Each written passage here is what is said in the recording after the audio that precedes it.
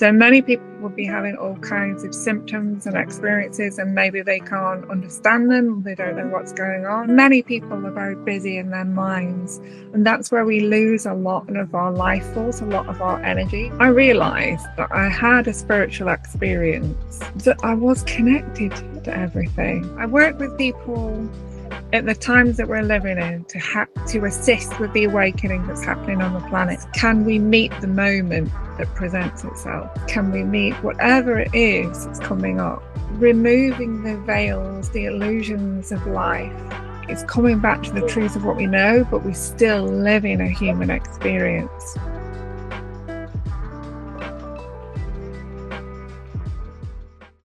Hi guys, it's Dean from I&I Insight, and welcome to another episode of I&I Interviews, the video interview series in which I&I interview inspiring individuals who are looking to create positive change in the world through their work. In this episode, I'm delighted to welcome the amazing Dhyan Ji. Dhyan is an amazing spiritual teacher, writer, speaker, and healer who uses a range of modalities to help people in their spiritual journey, including darshan, the art of divine seeing. This is a really insightful, interesting and enlightening interview, which I hope you will enjoy, and I'm sure that you will be inspired as I was by hearing about Dhyan's unique journey and everything that she has to share. I hope you enjoy this interview. Dhyan, welcome to I&I Interviews. How are you doing today? I'm good, thank you. Yeah, really happy to be here and have this conversation, this enlightening conversation with you. I'm very grateful to have you. Looking forward to getting a little taste of enlightenment from you today as well. Hopefully our audience will as well. So I think maybe first, if you could just introduce yourself and tell us a little bit about what you do. Thank you. So my name's Dhyan Ji. I'm a spiritual teacher, mystic, healer, speaker, writer, and therapist. And I've been doing this work for, if you include the meditation, over 40 years now. And I've been working with people all around the world. And I've more recently, the last 4 years, I would say, been speaking at events and festivals all around the UK, which has been amazing. And yeah, I'm loving this journey.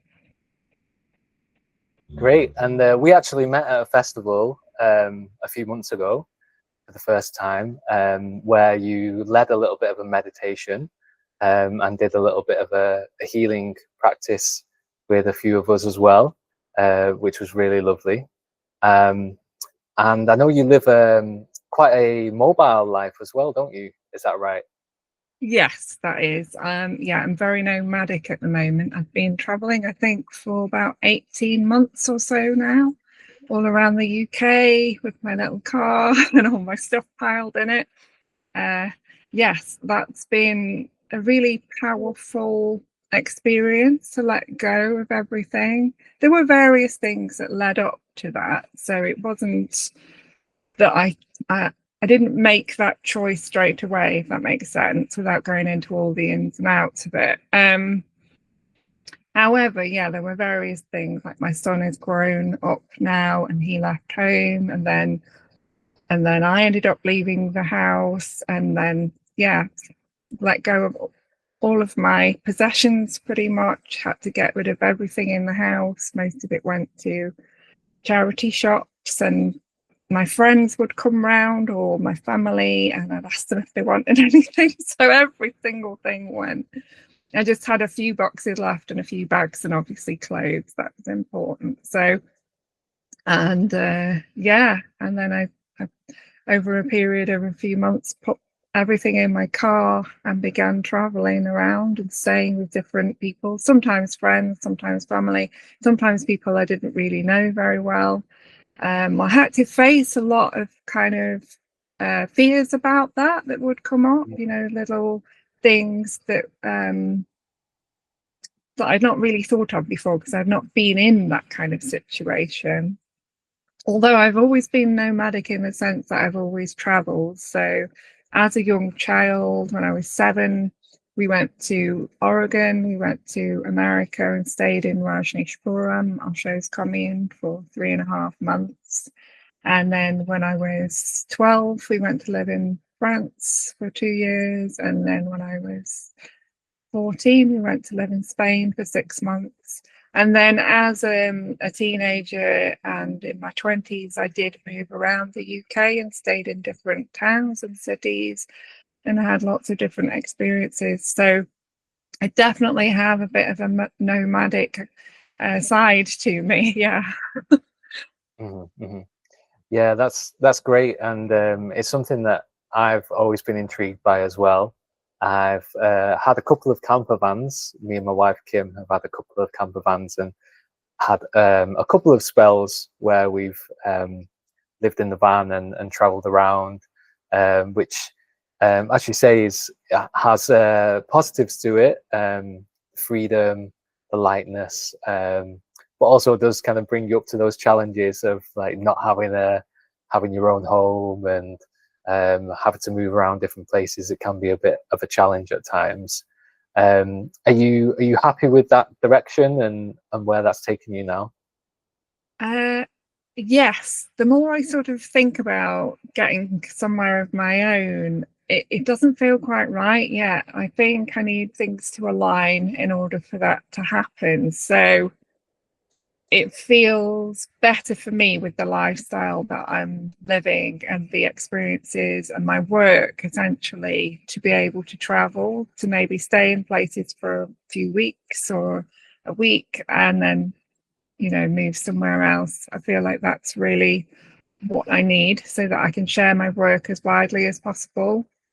And when I think about going abroad and doing more things abroad, it doesn't really fit to have a base yet. So we'll see. We'll see what happens there. But I think my dream really is to have my own retreat space where I live and where people can come and stay and friends and family can come and hang out, and I run meditations and darshans and do all those kinds of things from that space. That would be my ideal, I think, and I'd easily do that every day. I would love to do that every day. Mhm. And so, how much of your time is kind of filled up with what kinds of work nowadays? Are you tending to go from kind of festival to festival? Do you have kind of one-to-one work through the week as well? What's your kind of general work life look like? Yeah, so I work one to one, obviously, as you've mentioned. I also work with groups. I'm setting some events up in different parts of the country, my own events as well as the festivals.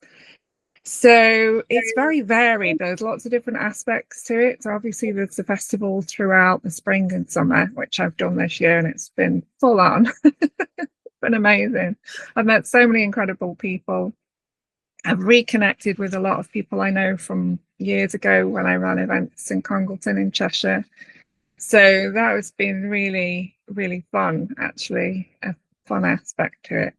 So my main sort of ways of working are online, one-to-one, in person, at the events and festivals, speaking and sharing my darshan, and also at my own groups, which I'm going to be setting up just for a few months until next spring when everything starts moving again more intensely.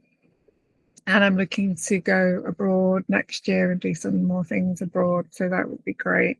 I have already worked with people. I've given darshan in places like Corfu to people there and done healing with people over that way as well. So that's been really, really lovely, powerful.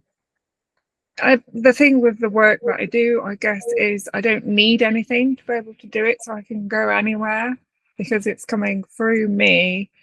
I can go anywhere and share it wherever I am, which is great. Perfect for the nomad. Beautiful. And yeah, I'm wondering if you could just maybe explain a little bit more about what exactly you do, what modalities you work with. You've mentioned meditation, darshan, which is a concept which I'm vaguely familiar with, but it'd be good to learn a bit more about. So yeah, just to explain and unpack what it is you do. Sure. So I work with people at the times that we're living in to assist with the awakening that's happening on the planet at this time.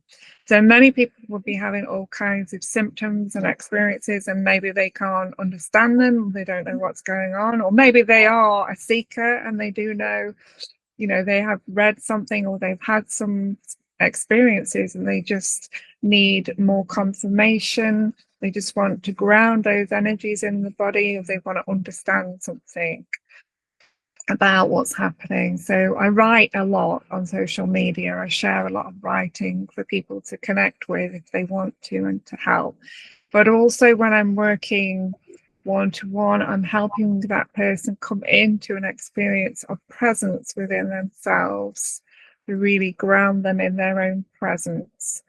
And the most powerful thing about presence is the energy that comes from that space. So many people are very busy in their minds, and that's where we lose a lot of our life force, a lot of our energy, because it goes into the thoughts and the mind's entanglement, let's say. And when you still the mind and you come into the space of now, that's when you're the most powerful, the most connected to everything around you, connected to others, connected to yourself. And that's what I teach. That's what I help people to learn through meditation. And darshan is a divine blessing and healing, which helps to, again, assist with the awakening that is happening on the planet and in each individual body, mind. And it grounds the energy into the body so that people become more intuitive, more connected to life, more connected to their purpose and what they want to do. They can really choose from a place of empowerment what they want to do with their life. And most importantly, it brings us back into the heart, and it helps us to recognize the oneness of everything, so that the connection that we have with everybody and everything around us, and how that impacts our life. And I do feel that most people who go through this process of awakening, they have a strong sense of service afterwards and through that process, because they recognize themselves in others and they recognize others as themselves, and that we're all connected and we're all sparks of God, essentially. So yeah, what darshan actually means is it's to see with real eyes, so to see beyond the veil. So it's removing the veils, the illusions of life. You could even say removing the illusions of the matrix, and bringing you into that pure state of being, of oneness, where you see who and what you are with total clarity, without any beliefs, conditionings, ideas. All of those things get stripped away and you become like a clean slate. Beautiful. I love it.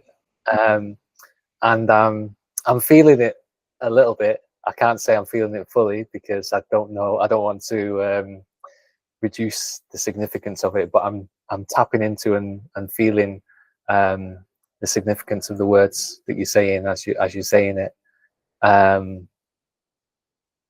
And yeah, just wanted to take this moment to acknowledge that I struggle with thoughts all the time, a lot of the time. And coming into doing this interview today, there's a part of my brain that's like, oh, I hope this goes well. I need to cover these questions. I need to do X, Y, Z and make sure the technology works and all of this.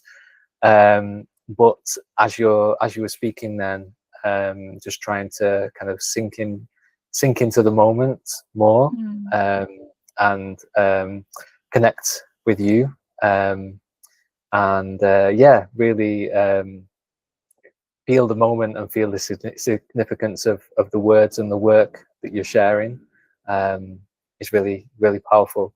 So yeah, hoping to tap into that more throughout this interview. Yeah. Are there any kind of tips or any practices that you kind of recommend to help people to tap into that kind of vibration of presence and divinity? Any quick kind of exercises or meditation that you might be able to share with us now for maybe people who are listening as well? Absolutely. One of the main things is to connect with your breath. So to begin to notice the breath. That's very powerful because the breath is always here and now. it can't be anything else. So that immediately brings you back to the body, back to what's happening, and away from anything else. So just focusing on breathing in and out and having your awareness on the breath is really powerful. The other thing that is also really powerful is to see if you can catch a thought. So to sit and have somebody say, right, I'm just going to sit, or say it within yourself, I'm just going to sit and I'm going to wait for the next thought. I'm going to see if I could catch it before it kind of fully manifests and goes on a trip. And that, it doesn't always work for everybody, I must admit, but if you practice that in itself can create that space between the thoughts, between the words, which is the silence, which is the presence, right? It's the space between the words. It's the silence that everything falls into, and all sounds fall into, and all sounds come out of.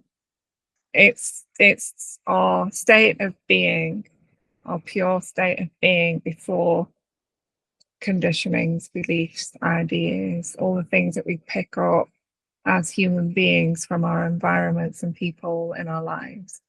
So prayer is also a beautiful one, because when we focus on praying, we are in the moment generally.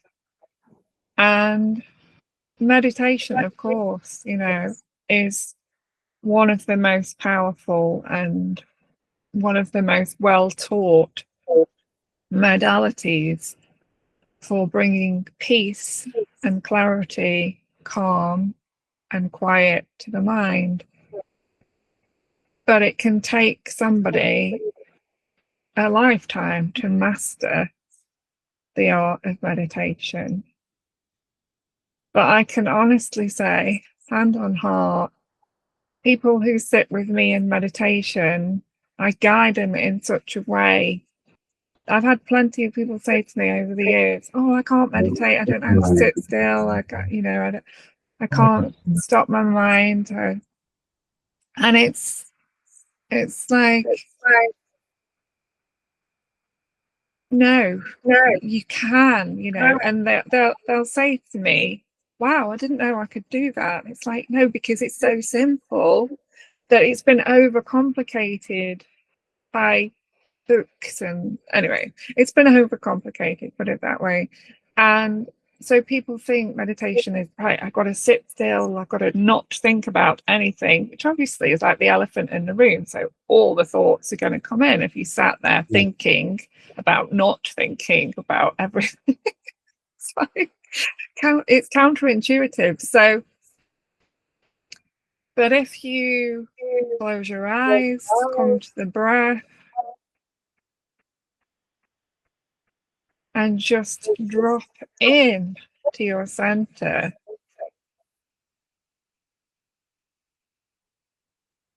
and feel the body on wherever you are, whether you're sitting on a chair, the floor, sofa, or on your bed, wherever you are, just being aware of the body. And then to find a place within the body that might need your attention. So We may have some stress, some tension, some pain sometimes, just something uncomfortable, or something feels like an expansion or a contraction. And these things, that these kind of sensations and feelings that come up in the body, they are a call to come home. So when you find something in the body that needs your attention and you place your consciousness on that, the vastness of the consciousness that you are, the vastness of your being, the vastness of your presence dissolves that thing. And then you move into that space. As it dissolves, you move into that space of presence. So it's a very simple thing, right? Simple for me. Maybe it isn't simple for everybody, but yeah, there are other aspects to it, but that is, those things that I've just shared can be immediately effective. Yeah. That's lovely. Thank you. Yeah, really tapping into that now as well as I can in this moment, at least. And I remembered you did mention that trick of trying to catch the thoughts. I remember you mentioned that at the event that I attended of yours at the festival in the summer, and I practiced it at that time after you introduced it, and it worked for me. And I was quite impressed by it because, like I say, you know, my thoughts can tend to kind of run rampant. So yeah, it was quite amazing to me how quickly and effectively that worked in my case, at least. And it is something that I have practiced from time to time as well. Since then, I had forgotten it until recently, I think. So yeah, thanks for reminding me of You're that welcome. again. And yeah, what you just described there about kind of tapping into the body as well, and tapping into any sensations. What you described reminds me of Vipassana, which I attended. I don't know if you're familiar with the 10-day kind of Vipassana retreats. I've never done it. Yeah.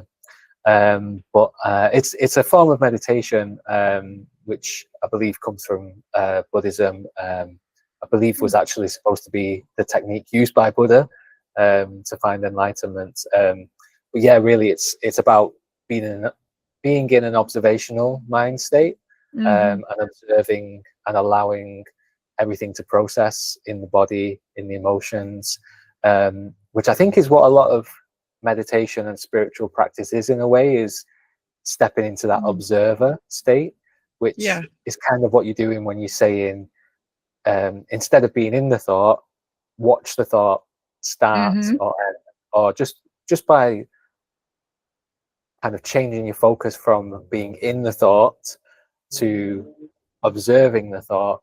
It's kind of like you're leveling up your awareness in a way, and then from there, if you can kind of tap into that awareness more, then you can observe and allow anything to process, I suppose, and connect with that higher aspect of the self. Is that a fair way to describe it? Yeah, I think one of the most important things for us human beings is, can we meet the moment that presents itself? It's like, can we meet the emotions in the moment? Can we meet the feelings in the moment? Can we meet the sensations? Can we meet the uncomfortableness? Can we meet the joy? Can we meet the sadness? Can we meet whatever it is that's coming up? Can we meet that as the ocean of awareness that we all are? Right. So it's the waves. Those are simply waves. Whereas we are the depth of the ocean. It's like, some of us feel it more intensely, like a massive storm.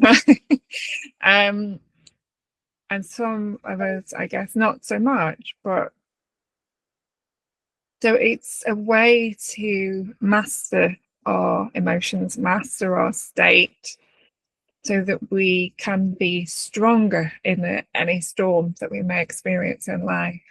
That's also another very powerful point to meditation, to awakening, is to be able to weather the storms, the things that are going on in the world around us, from a place of deeper peace, deeper understanding. And I'm not saying you won't experience, all emotional states and sometimes get angry. At the end of the day, awakening is coming back to the truth of what we know, but we still live in a human experience. So the two aren't separate. There's an embodiment of the highest parts of ourselves, if you like. The higher self is more directly embodied. The presence is more directly embodied. So it's like we are that spark of God, but we can bring more of that into the body and live from that place. And my understanding of enlightenment is to bring light to the mind. It's bringing light to the mind. And I love the word guru. I know that it has connotations and things, but it is an embodiment of gu is the darkness, ru is light. It's simply a teacher, a mystic, who brings people from the darkness of the mind, the mire of the mind, into the light of awareness, the light of being, the light of knowing themselves. So it's not this, it doesn't have to have all those connotations. It's actually a very simple explanation for what happens when people awaken from the mind into the light of being. Just thought I'd share. Yeah, I like that. Thanks for sharing that. That's something, that meaning of guru, meaning kind of the darkness and the light, or I kind of equate it to like the yin and yang. Yes, exactly. It's and like you say, it's spiritual development, enlightenment, whatever you want to call it, is generally associated with kind of elevating or observing and holding space for polarity. It's not a spiritual life isn't necessarily a life of bliss and joy 100% of the time. It's about recognizing that there are challenges, there are emotions, there are obstacles, but there is, a deeper meaning and light and love as well, and kind of holding space for and engaging with and living through all of that. Would you agree? Yeah, it's being that space of presence that everything can move through. So you have your foundation, essentially. And one of the most important things is the mind is more quiet, which is a totally different experience. And I think that does come from the practice, but it can also happen without any practice. I think it was Osho that said something along the lines of, practice makes you more accident prone. And so Osho, you mentioned, I think you mentioned at the start, Osho is the spiritual teacher, mystic, who I believe was the leader of the Rajneeshpuram, where you spent some time as a child. Yes. So if you could tell us a little bit more about your experience there. How old were you? And I guess, was that your introduction to a lot of this subject matter? So it's quite interesting, actually, because I realized that I had a spiritual experience. I mean, spiritual, let's call it spiritual, because it was a new experience to me as a child before we went to America. So I was being bullied in the playground, and I went to a different part of the playground to be on my own, and I felt the wind around me, and I felt that it began to soothe me. So I had this sensation of the wind soothing my anger and upset and hurt in those moments. And I began to play with the wind. So, you know, as children, we do these things, don't we? So I asked it to blow, and it did. And I asked it to stop, and it did. And this made me have a realization, I think it was about 6 at this time, that I was connected to everything. And I remember looking around and recognizing that I was connected to the sky, the trees, everything around me. There was this symbiotic, like my consciousness, my awareness, me as a child in that playful energy was able to interconnect with everything around me, was able to experience life in a very different way. And this kind of set me on a path. You know, I asked my dad if he could help me do magic, you know, if he could introduce me to somebody who could do magic, because that was my understanding of magic. But he ended up getting me a magic set and ringing a magician and seeing if I could go and watch a magic show. It was very different understanding. Bless him, it's actually his birthday today. And so I wasn't able to interpret as a 6-year-old what my experience had been to an adult in a way that they would understand, because to be honest, it's quite possible my dad hadn't actually experienced anything like that at that time in his life. So but that was my first introduction. I'd always been a healer from a very young age. I remember when I was a child, I used to go and sit in my mum's room and start pretending to put makeup on her and do some healing of some sort. And then she'd tell me, like, it's always when she couldn't sleep, so I'd end up in there, and it was like I knew there was some part of me that just knew that she needed me. And there's an interesting story around that. My mum actually had a Kundalini awakening. So I do wonder if I was drawn to sit with her because of those energies and the knowing that I was kind of born with. Anyway, I digress a little bit, but so after that experience in the playground, we then went, it wasn't long after that we went to live on Rajneeshpuram in America as a family. And so I was 7 at this point. And I think for me, it was an integration of that experience. I spent a lot of time on my own. I'm happy to say that my own experience there was a good one. I do know that many people had variations of not so good experiences on the ranch at Rajneeshpuram. And I was there with my family, my 2 sisters, my mum and dad. I hardly saw them at all while we were there.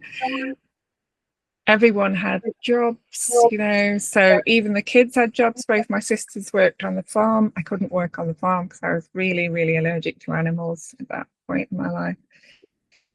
And I was actually given the option to work in the boutique. But what I preferred to do was go walking around the land, talking to people, picking up stones, walking by the river, just being in my own little world. I do remember very distinctly seeing a snake one day. And I had no fear in me whatsoever.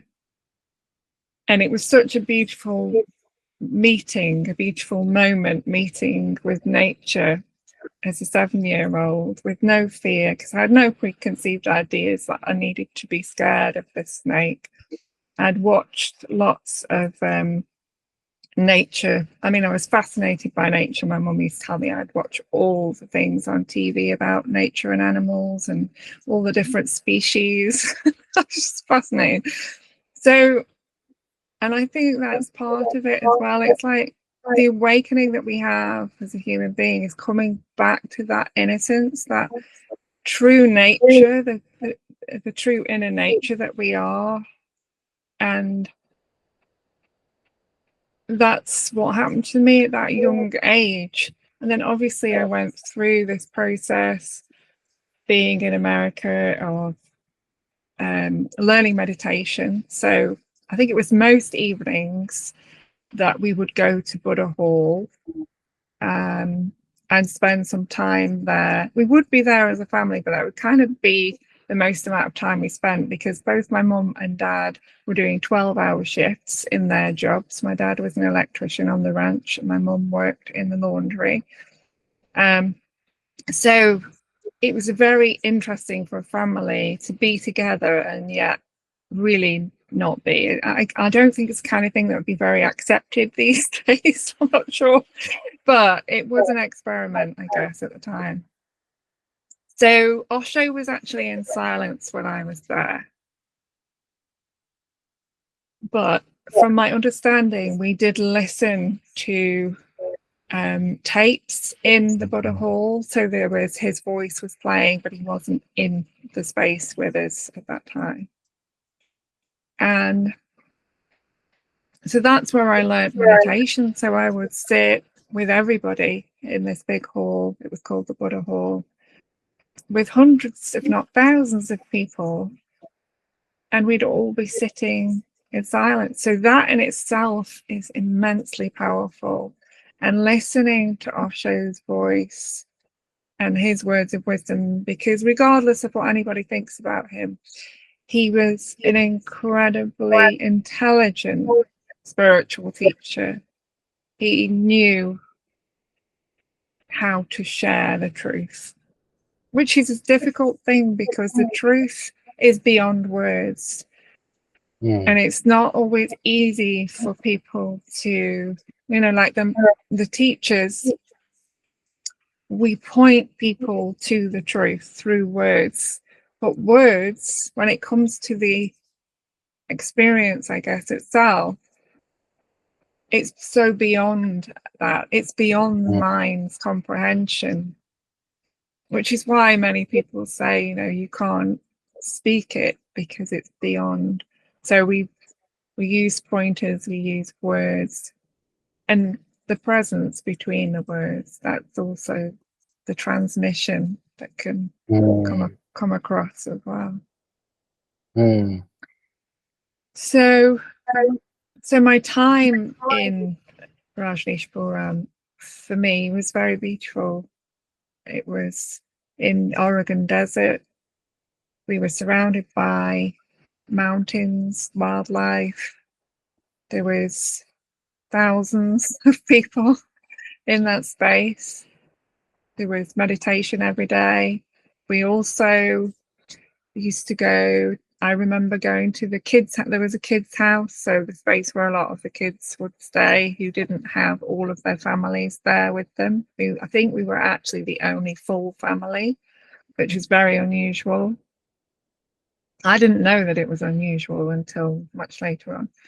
And every morning we would meditate and also do the Buddhist chants, so the gachamis, which are really beautiful. And I had no idea that I was chanting these Buddhist chants. I was just, well, sometimes, to be honest, I would sit there with my eyes open looking at everybody thinking, what is everyone doing? But I also felt it, I felt it within myself, felt the energy. And we would bow, so we would all sit in rows, meditate, do the meditation, do the mantras, and bow, and then get up and go on with our day. So this was like the beginning of the day for the kids. The adults weren't there. I think there may have been some of the teachers were there. And that was my introduction to chanting, actually. So I say the meditation is a very powerful, important part of my life, and it was introduced to me at a very young age, and I have continued it so much now that obviously I've become a teacher, because goodness knows how many hours of it I've actually done and shared with people. but also the mantras were a big part. And that also came into my life later on in a very unexpected way, because when my dad was on this earth, he's been gone since 2013 now, he did manage his friend who was actually Maten of Deva Maten and from Deva Amala Maten, sorry. And they brought mantras to the West in a very big way. And it was like a reintroduction for me into mantras. For example, when I was at the hospital having my son, I was playing mantras, and I've been singing them for quite some time without really realizing that that's what I've been doing, because it's been so natural. You know, when something's so natural, you don't think about what you're doing. Like meditation, I don't think of it as a thing as such. And I recognize that meditation just becomes our life. There's a point where it just becomes your life. It's everything that you do with presence, with that purity of being. And mantras also bring us into that space. It is another tool, if you like, to clear the chatter in the mind, because you're focusing on saying words, so your mind can't go off and start thinking about other things. You have to focus. And that is a different way of meditating, in actual fact. Singing mantras, sharing mantras, being in kirtan. It's I personally love it. Hey guys, I hope you're enjoying this episode of I&I Interviews so far. If you are and you'd like to continue to watch, I'd ask you just one small favour. Go to my website, go to IndInsight.com/community and join my I&I community mailing list to get immediate access to the second half of this video. Here's a glimpse of what's still to come. We are in a time of evolution for our own species as human beings. Our evolution at this time is to bring more of the spirit into the body, to reconnect to the source of what we are.